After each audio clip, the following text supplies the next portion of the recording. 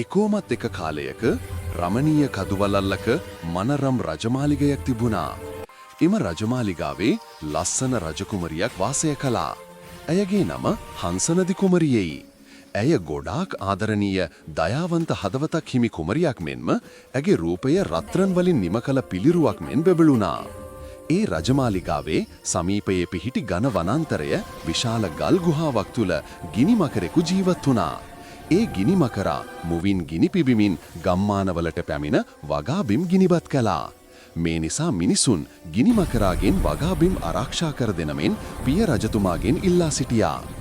ඉවිට රජතුමා සියලු ජනයා අමතා මෙම ගිනි මකරාව විනාශ කිරීමට හැකි කෙනෙකුට මගේ දියණිය සරණ පාවා දෙන බව ප්‍රකාශ කළා. එහෙත් කිසිවෙකුත් මේ අභියෝගය සඳහා ඉදිරිපත් වුණේ නෑ. ඒ දුටුව හංසනදි රජකුමරිය පියාණන් හට මෙසේ පැවසුවා.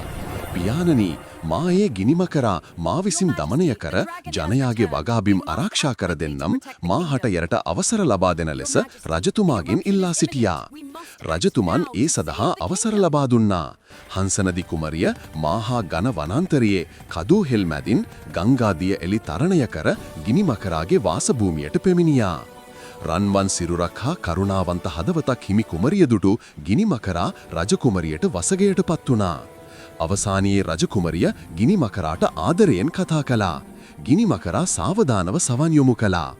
අපගේ ගම්මානවලට කරදර නොකරන ලෙස රජකුමරිය ගිනි මකරාගෙන් කාරුණිකව ඉල්ලා සිටියා. ගිනි මකරා කුමරියගේ කාරුණාවන්ත හදවතට වසී වුණා. ගිනි මකරාගේ පිටින් කුමරිය සමග අහසින් රජමාලිගයට ගමන් කළා. එතෙන් පටන් ගිනි මකරා මිනිසුන්ට කරදර කළේ නැහැ. මිනිසුන් කුමරියගේ ආදරණීය හදවතට ඇලුම් කළා. උපයන ධනයෙන් මුල් කොටස රජකුමරියට තෑගී කළා. ගිනි මකරා සමග රජකුමරිය රාජධානිය වටා ගමන් කළා. මිනිසුන්ගේ දුකට පිහිටු වුණා. බලන්න යාළුවනේ, ආදරය කරුණාව තුලින් දරුණු හදවත් නිවන්න පුළුවන් බව මේ කතාවෙන් පේනව නේද? ඔබත් ආදරණීය හදවතක් පිරි මිනිසෙක් වෙන්න. පිටපත් රචනය හා විඩියෝ සංස්කරණය මහේෂ් ගමගයි.